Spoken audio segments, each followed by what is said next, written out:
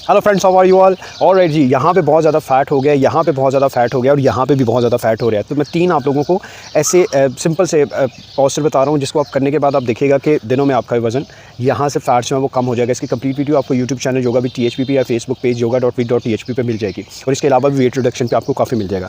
तो आप क्या करेंगे कि यहाँ पे इस तरीके से अपने दोनों हाथों को इस पोजीशन में आप लोगों ने लेके आना है और इस पोजीशन में लाते हुए इनको आपने इस तरीके से लेके जाना। 1 2 3 4 5 दोनों हाथों को इस तरीके से रखना है और इस तरीके से रखने के बाद आपने करना 1 2 3 दोनों हाथों को इस पोजीशन में रखते हुए आपने 1 2 3 4 5 1 2 3 4 एंड 5।